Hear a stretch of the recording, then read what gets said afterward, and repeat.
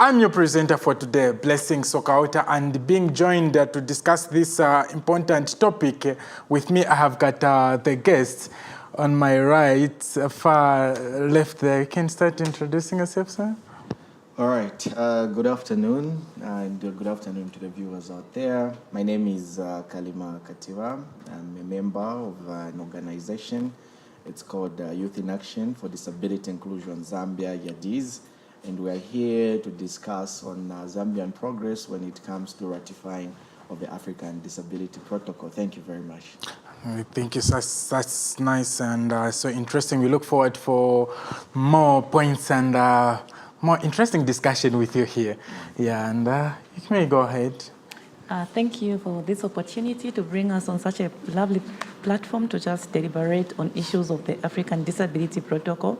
My name is Vast Mwanza, and I'm coming from Youth in Action for Disability Inclusion in Zambia. So I'm happy to be here.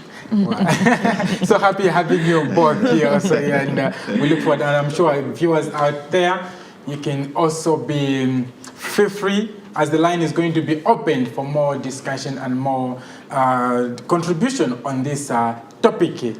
Viewers, this show Wapadela has been brought to you by Timvele and Mount Pepos, Zambia. And maybe to just give a brief background about our topic.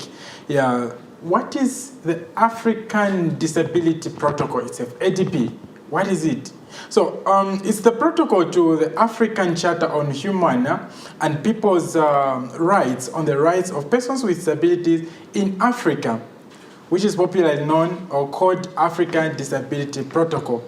It was adopted by the African Union in 2018 and became legally binding in 2024. It provides comprehensive protection for disability rights across the continent and creates mechanisms for accountability and redress. So this is why we need to talk about this topic, because it caters about human rights, especially for persons with disabilities, and having the Wapadela as one of the TV programs which discusses and highlights issues about disability and disability inclusion, we feel this is a very important topic to discuss on. Now, where is Zambia right now as to the ratification on the ATP itself? Zambia has not yet signed the ATP. Well, it hasn't signed yet, and that's why we need this more discussion. Yeah, and as a government, in 2025, which is last year, yeah, government of Zambia launched a national policy on persons with disabilities and mainstreaming guidelines. And there's a domestic legislation, which is Persons with Disability Act. But what is lacking there is a continental legal connection. Yeah, and we might think of, but why do we talk about this ratification? Yeah, it makes the ADP legally binding in Zambia and connects national policies to continental standards. And that's the more reason as to why we need this ratification to be done. So it provides also access to African Commission on Human and People's Rights mechanism, strengthens government accountability, enables cross-border protection for Zambian persons with disabilities. We want, as persons with disabilities are living, to be treated also just like other human beings. And even as they are traveling or visiting other countries, they have the rights and they feel that they are safe. And that can only be done, and they can be it to be enjoyed only if the ratification and the sign has been done. Yeah, so I would like to give you some key messages on this topic. Yeah, so as you may all aware, we are still in a youth week. Yeah, a youth month, so to say, youth month, and not also to forget our water week, where Zambia is joining the rest of the world in commemoration of Water Week with the theme water and gender. And gender, we're also talking of persons with disabilities who are also there. So as we commemorate these events, we must be reminded that disability inclusion must be part of every equality and development conversations. And in Zambia, years of advocacy have built momentum, such as the National Policy on Persons with Disabilities and mainstreaming guidelines launch, which were launched in 2025 as talked of earlier. And we need signing, because without signing and ratification of the ADP and the deposit of instruments with African Union, this process remains disconnected from the continent's legal architecture. We call on the government of Zambia to complete ratification on the ADP without further delay, because youths with disabilities deserve protections that are enforceable, accountable, and aligned to continental standards. And this is so interesting. And maybe you might just think we are just talking this from nothing. We have some few supportive messages. Yeah, the first supportive message is that Zambia has done the groundwork with the policies, guidelines, and show of commitments. Ratifying the ADP is the missing step that connects these efforts to a binding African framework and stronger commitment. So we see as to why the ratification is needed. There's a cry out there. We need this. People need to be free, and they need to enjoy their rights. And the second message is that ratification is not just paperwork. It strengthens protections for youth with disabilities in Zambia, supporting access to education, health services, decent work, freedom from violence and discrimination, and meaningful participation in decisions that affect their lives. And that's true. We don't need to where a person with a disability wants to apply for an employment and then it to be like, you've got a disability so you cannot work, or we cannot employ him or her because we're going to have further burden. That's so difficult. I've talked a lot, and I would like to hear much from my guests for today, and to see their view on this this discussion, this topic. Yeah. So today, as I'm talking of, we're still in the Youth Month. Yeah, and our guests in the studio are part of the consortium of organization led by Site Savers, as they said. They're coming from Yadiz. And I know they are partners with other disability organizations who are working hard to make sure that this ratification is being done. And not just within Zambia, but across other neighboring countries such as Malawi and Zimbabwe, and to make sure that we are working in union. So viewers, feel free and enjoy as we continue our discussion. Now, to start with, I'd like to start with Mr. Kalima. Yeah. Our international, we have this period, Youth Month, yeah, which I know we just celebrated the International Women's Day. Yeah, so what specific barriers, I think, sorry, I'll hold to you, not to you. Let's go to Vast. Okay. Yeah, I think being a woman, I think she fits to answer this question. Okay. Yeah, sure. Yeah, so what specific barriers do women and girls with disabilities face in Zambia? And how would ratifying the ADP strengthen their protection and inclusion? Okay. Women and girls with disabilities in Zambia face a multiple category of barriers, and these are not limited to, but include issues of accessibility. Most of our environment are not disability friendly. So if a woman or a girl with a disability would want maybe to have access to employment infrastructure or other school setups, they always struggle to find their way in these buildings because these environments are not disability friendly. Also, we still have issues of stigma. A lot of people, it could be the community at large or duty bearers, they're still not aware about disability rights. And there are a lot of things that it's because of such discrimination that youths I'm coming from a youth-led organization, so I think we're fond of saying youth, so you pardon me on this one. So women and girls, ideally, falling under the ambit of young people with disabilities, are always faced with such discrimination, and this blocks them from their active participation in a lot of issues, including public matters. So what it is in our country is we don't have legislation that comprehensively cover the protection of rights of women and girls with disabilities in our country. So we're calling for the ratification of the ADP in the sense that this particular legislation or piece of legal framework has a detailed guidance on how the rights of persons with, the rights of women and girls with disabilities can be adequately protected so as to promote their active participation in all spheres of life.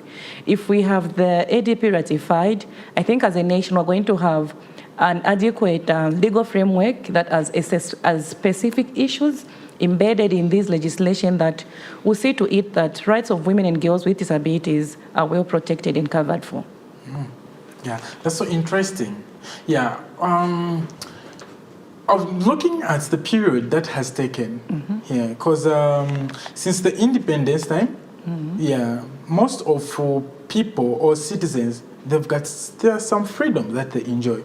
Okay. Why is it that it has delayed this much for it to be recognized? Like their rights, persons with disabilities' rights to be recognized. You mean rights with regards to the rights embedded in the ADP or yes, other rights? Yes, in the ADP. Yes, okay. Yes, in the ADP. So persons with disabilities have been given a number of rights in different pieces of legislation.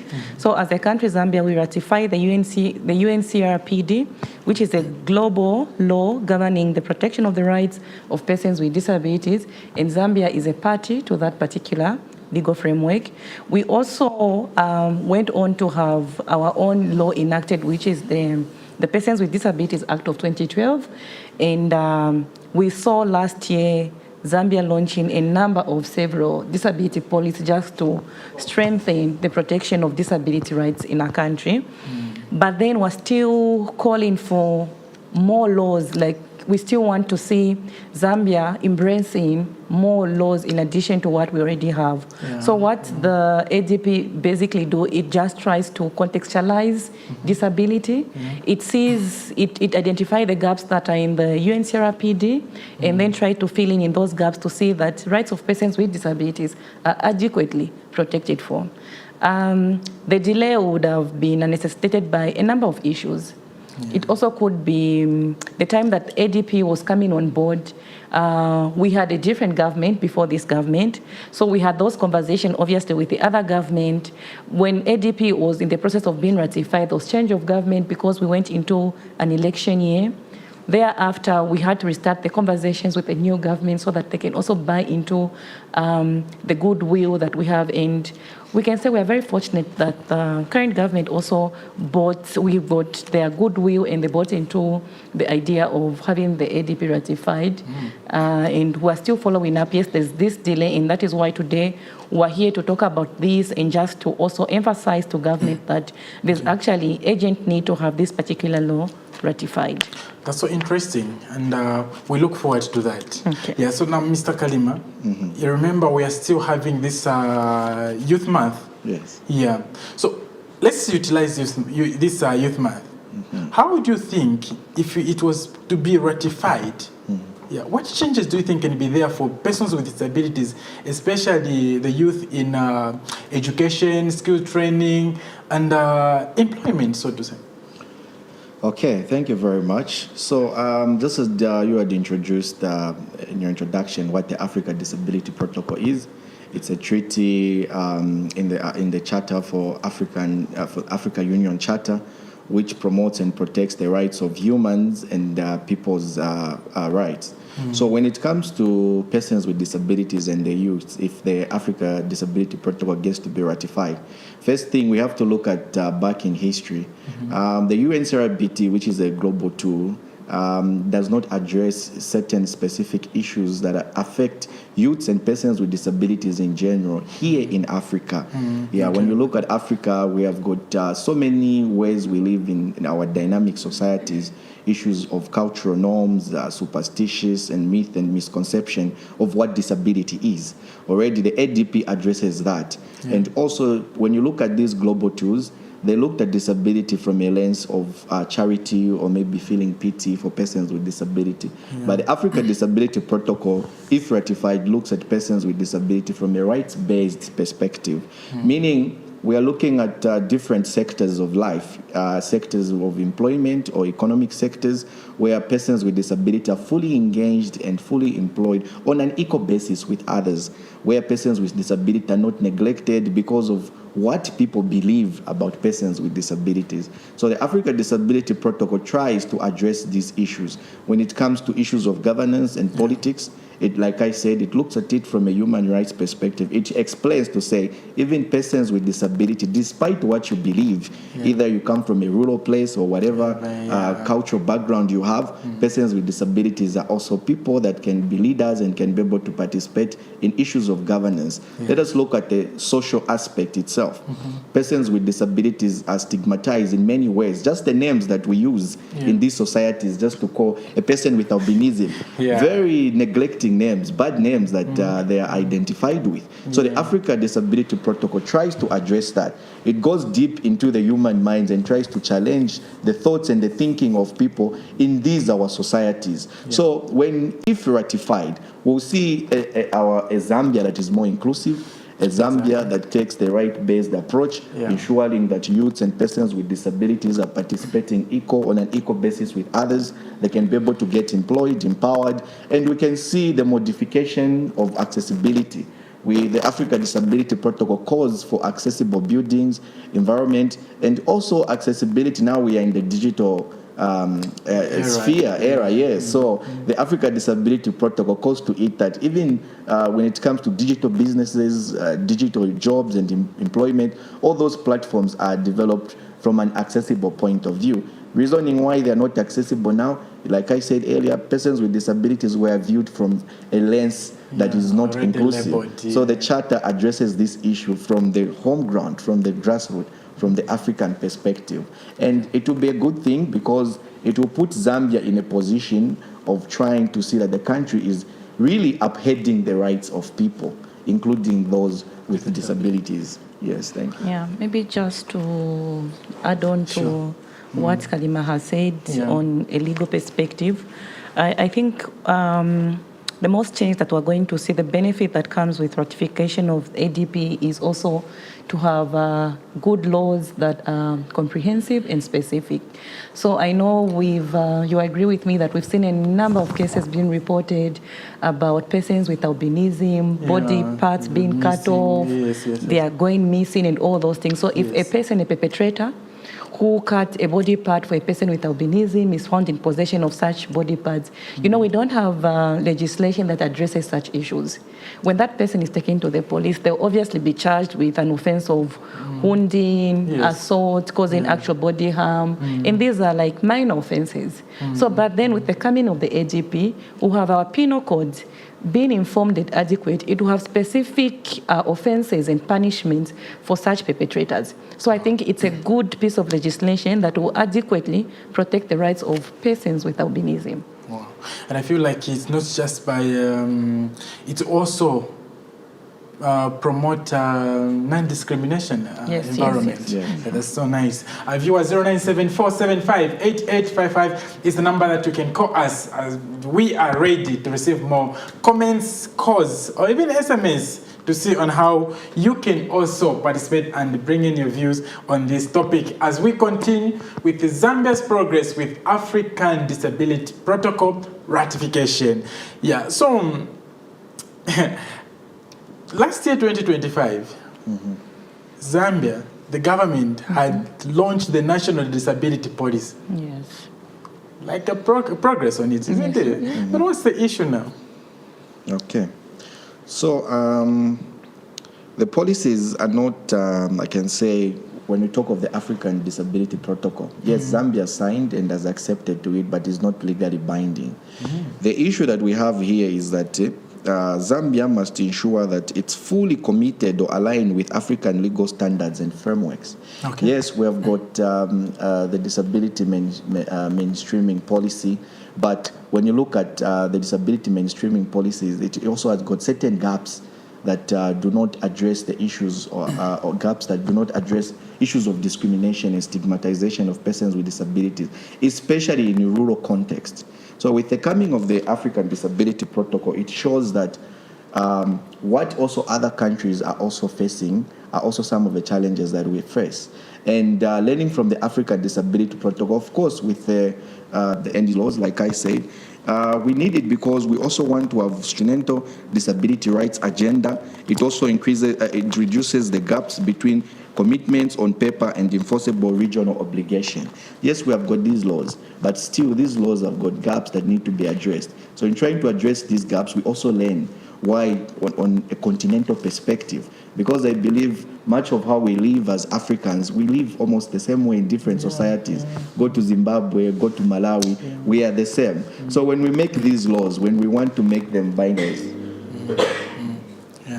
yeah, that's so interesting. And looking at it's African. Yes. Yeah. So it caters for all persons with disabilities throughout Africa. Yes. And I like it. And is this situation worse here in Zambia or even other countries, if we were to compare it at the moment? Okay, the situation of ratifying. Yeah, ratifying it. Is it just Zambia who has delayed or even other countries? So the ratification has been done in 16 countries, or should I say 16 states. Okay. These include countries such as Angola, it includes Burundi, Cameroon, Republic of Congo, Kenya, Mali, Malawi, Mozambique, Namibia, Nigeria, Niger, Rwanda, South Africa, Uganda, Sahrawi Arab Democratic Republic, and Zimbabwe. In 2024, it came into enforcement when the 15th country signed it, which was the Democratic Republic of Congo. The moment Congo signed, then we reached the 15th state that signed it, and it became into force. So that is according to the African Union standard for something, for a law or a policy to come into force. So the situation, I can say, so far we are moving in the right track. Okay. We've seen the political will and government willingness to see this get ratified. We understand that the government currently might have many issues on the table, and prioritizing the protocol might be a little bit slow. But that's why we are here to urge and enforce that this gets to be ratified. So far in Zambia, we are on a good state. We're not knowing about others, but we know that Zimbabwe now ratified, and nice. Already even Malawi also ratified. And Zimbabwe and Malawi and Zambia, when you look at our historical background, we are the same people. So currently on our regional body, we have to also see to it that we ratify the Africa Disability Protocol. The situation is not worse. We're actually moving on the right track. We just need to keep on enforcing the issue on the table. Yes. That's quite interesting.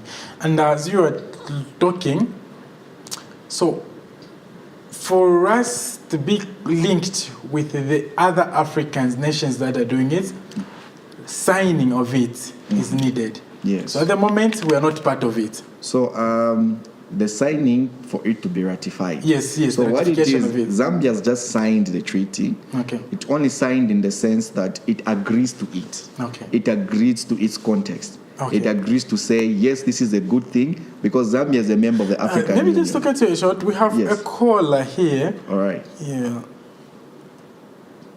Hello?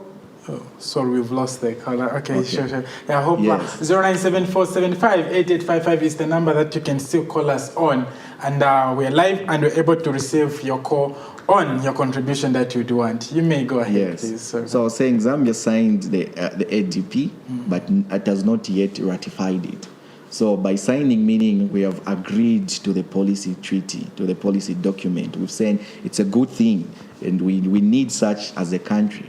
But now that was just like saying accepting it, embracing it. But we have not legally binded it as a country. So when we ratify it now, obviously going through government, going through parliament, and it goes through the processes, and then if agreed on, and if it's agreed and if it's passed on, then we ratify it, obviously through the president's signature. And then it becomes a legally binding document for Zambia now. So meaning whatever programs that are there, policies, should now be aligning with the African Disability Protocol. Yes. I see, yeah. Okay, so because it has not been ratified on, we are not connected now. That's so interesting. That's so interesting. And maybe, I don't know, what exactly is ratification, and how, and what steps does the government need to take? Ratification is basically agreeing to international agreements or treaties. So if we are presented with an international law and then we feel it's something that resonates with what Zambia believes in, what Zambia would like to be bound with, then we can take a step further and sign that particular agreement. Then we can say we've ratified, or if we don't agree to whatever it is that is that particular legislation, we can say we are not going to ratify, and Zambia is not bound to do such things. The stages of ratifications are governed by a number of legal frameworks in our country. So we have the Supreme Law, which is the constitution that governs the ratification process.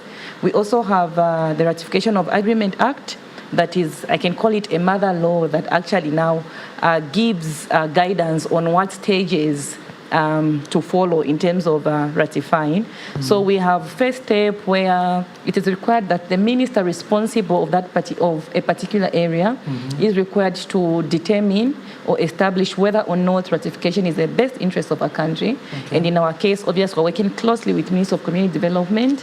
And at this point, Minister of Community Development has agreed that actually the ratification of the ADP is actually indeed in the best interest of Zambia.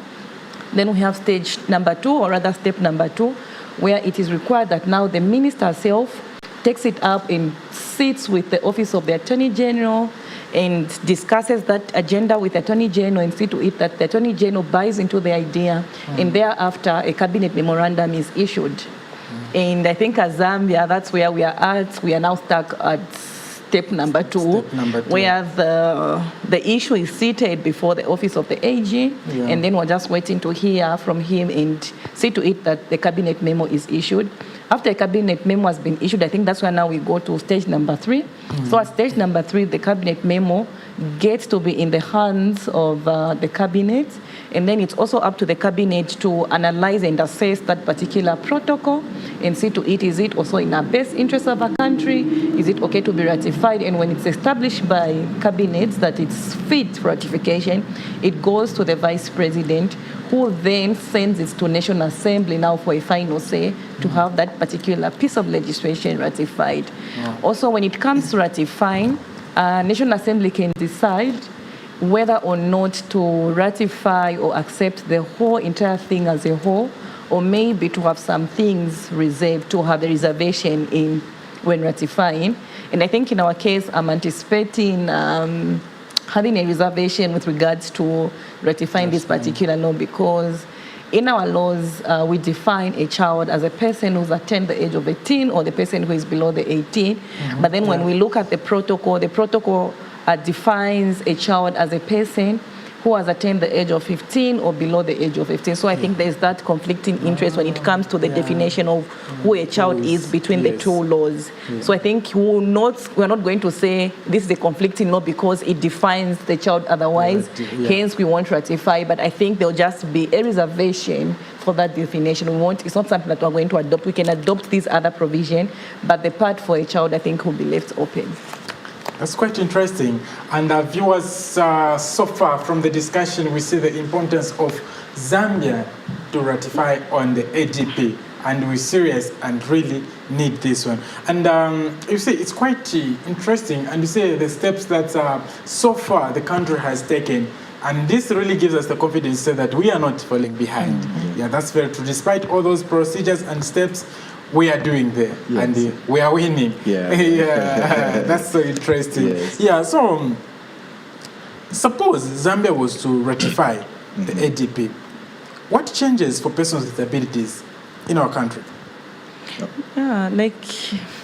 Like we already mentioned in the previous question, I think that question was somewhat addressed. We're just saying we're going to have laws that are informed, laws that are inspired by the provision of the African Disability Protocol, because as a country, we do have our own national laws, but we're saying these laws have got lacunas.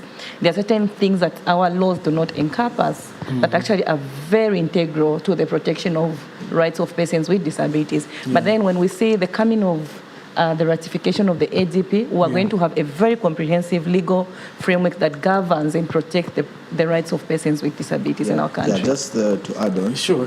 Yeah, so some of the changes that also we will see happening if the Africa Disability Protocol gets to be ratified is that we are going to see an improved access to education, healthy and employment, increased government accountability and monitoring systems, better funding and prioritization of disability program, enhancing inclusion in national and decision making. So it goes a long way. If ratified, yes, we know there will be issues of now implementation. And sometimes the government might be reluctant because they also have to look at the national budget. Now that we have ratified this, that we have agreed on, we have to be committed to it. So now what are we going to do?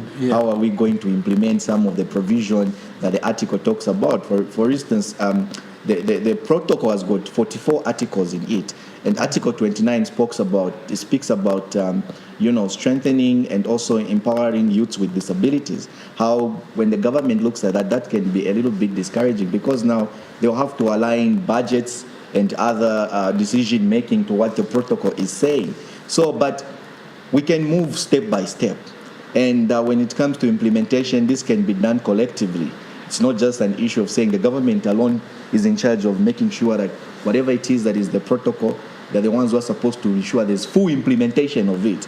This can be done also in partnership with other stakeholders, including organizations like YADIS, Zafford, and also site savers. So if ratified, like the way Vasti had mentioned, legal protection and rights of persons with disabilities, we see them becoming more stronger, and like I said, better funding and prioritization of disability programs. We know that when it comes to programs and deliberately ensuring that persons with disabilities are prioritized, that has been a challenge in many sectors of life. But with coming of the ADP, we see that programs for persons with disabilities, they also get to be prioritized.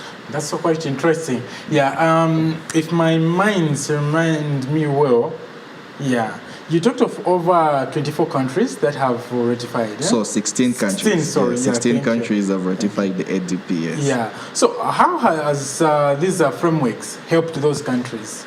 Okay, persons with disabilities in those countries. So I'll speak of a country where we have seen there's good development and there's good prioritization when it comes to programs that empower persons with disability. One of the countries that has done that is Kenya. As we can look at Kenya has really seen development and in terms of issues of accessibility.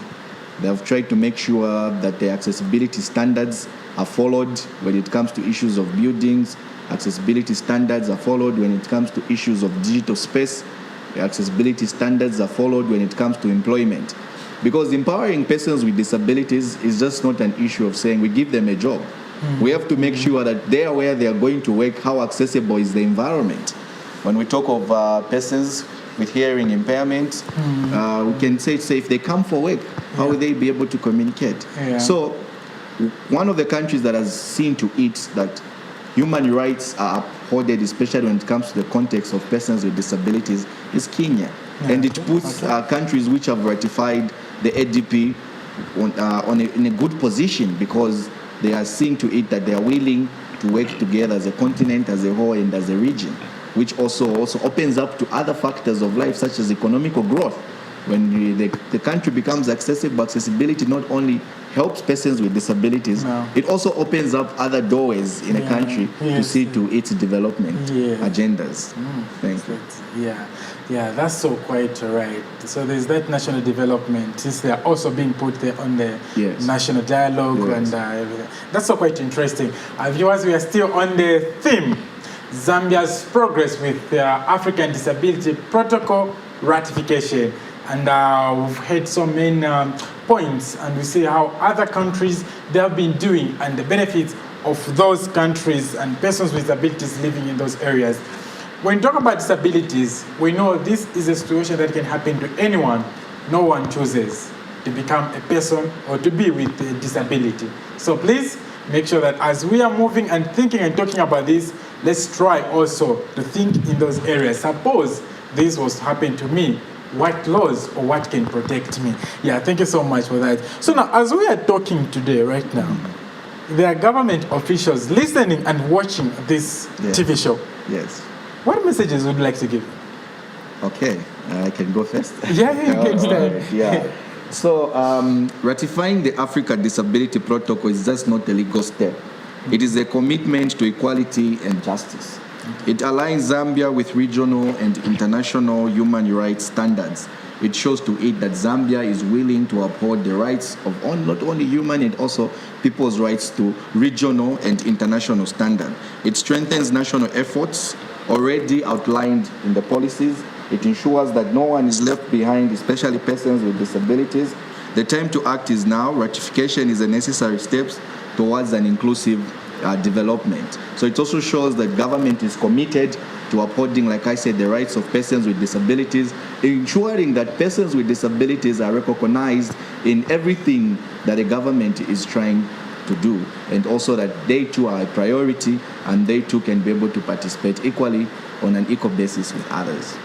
That's so interesting. Would you like to add on that? No, I think my colleague has given a quite detailed appeal to the government, and I just want to reaffirm that as pioneers and champions of disability rights, it is our appeal that government ratifies this important protocol for the richness of a legal framework. That's so quite interesting. So from the discussion, someone, common citizen like me out there might think of too much bureaucracy or too much protocol process. Yet they are so scared and they want their rights to be protected. So what can they do for them to support this protocol? Okay, so it's a very common saying. You cannot be able to understand what it is about your rights if you do not know what your rights are. So the first thing that you have to do, of course, engaging through like our organization, is learn about what legal documents, policy documents, treaties that are there to protect your rights. When you understand those policy documents, treaties that are there to protect your rights, such as the ADP already, like we said, we have got an international tool, which is the UNCRPD, which is not adequate when it comes to protecting the rights of persons with disabilities on an African level. When you understand what your rights are, then no one can take advantage of you. When you understand what your rights are, you take it up upon yourself to also sensitize those that are not aware of what their rights are. You can do that through different efforts. Now I understand we're in the media era. You can use your platforms, like your social media platforms, to try and voice out and speak for those who have no voices. Apart from that, there are many youth movements and groups, as if you feel you have the passion, which you can join, who are trying to change or start a good cause in our society and in our nation. You can come and join us and also help raise awareness. From time to time, we engage with a number of youths. We have a center in Kanyama where we meet our youths every Friday, and we discuss various issues that affect them, and we try to make them understand that they are protected and there are legal policy documents that protect them. Apart from that, it's also very important that you hold accountable people that do not adhere to your rights. For instance, if you are not able to access healthy services because you find that at a particular health post or a particular clinic, it's not accessible with a wheelchair. Friendly, you can try and address those issues by engaging with the management there and tell them, this is needed. Sometimes these rights, like I said, it takes people to be aware of them for a change to start. Because if you do not raise your concern, no one else will. So when it comes to the rights of persons with disabilities, for them to be upheld, it takes collective action, not only for persons with disability alone.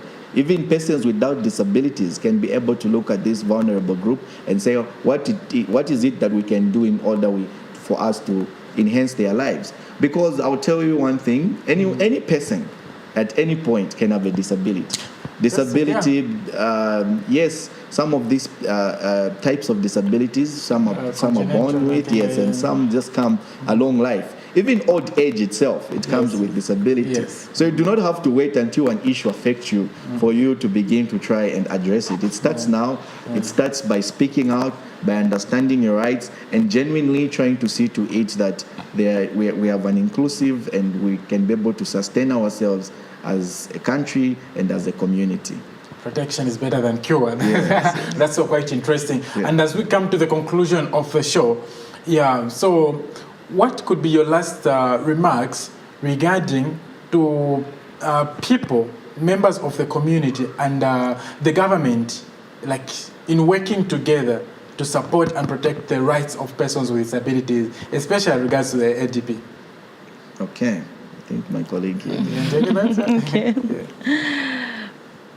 I think for us, we've always believed in the spirit of collaboration. We think working in isolation does not yield any success. Yeah. So we've always engaged the community itself just to make them appreciate their rights that have been embedded in the ADP, the African Disability Protocol. And on the other hand, we've also tirelessly worked with the government just to push for the quick ratification of this important document for our community, the community of persons with disabilities. So my appeal to the community would be, please continue with the same force, engage your member of parliament, engage your councillors, continue talking about the protocol, continue engaging them in these productive discussions so that we see to it that the ADP is ratified eventually. And for the government, it's always our appeal that this protocol be ratified as soon as possible. So to the community, I want to appeal to you and also to understand that persons with disabilities are also people. Yes, so a disability is not necessarily the person. It is what makes that person not become as productive like you. For instance, if a building is not accessible, that inaccessibility is what causes the disabilities. Yeah. Persons with disabilities can be able to function just like any other person. And for the community, we call to it that you embrace such persons with disabilities. We all know there are so many cases of mothers who hide their children in their homes, in fear of shame that, I have a child with a disability. Yeah. But that is what even the Africa Disability Protocol is challenging. These myths and misconception, cultural norms, and issues that are not even there, that do not even exist. So for the community, want to say if someone has a child with a disability, embrace them, support them, and accept them, and understand that disability is just a way of life. So for the government, like we said, like just as my colleague here said, we've worked hand in hand with the government, and we've seen that the government has been supportive. Yes, we are also a member of the government group that was also pushing for the ratification of the ADP. So the government will also call to it that it also identifies persons with disabilities in areas where it's even hard for us NGOs to reach. There are rural typical areas there where a mother with a child with a disability going through a hard time. And we call upon the government also in collaboration with us, OPDs, to try and reach out to that last person with disabilities who feel neglected, who feel discriminated, who feel stigmatized. We've also called for equal employment opportunities, persons with disabilities being given leadership position, so that we challenge these norms and superstitious beliefs that people have out there in communities. One aspect about YADIS is that we began our movement as just a youth movement that worked with mothers who had children with disabilities, and later on evolved into an organization which now advocates for the rights and also privileges of persons with disabilities. So we call upon the government to identify these mothers, these support groups, this movement, and see to aid how we can collaborate and move our society ahead. Thank you so much. Thank you. It has been so interesting, and we thank you for your time. Thank you. And these wonderful points. So we hope that the government and the community at large has gotten this and will try to push so hard. Thank you. Viewers, we also appreciate for your time, and thank you so much for the wonderful participation that we had with you. We know this is so interesting, and stories on this show never ends. As next week, we come up with other interesting topics. So therefore, we encourage and urge you all to keep watching this show.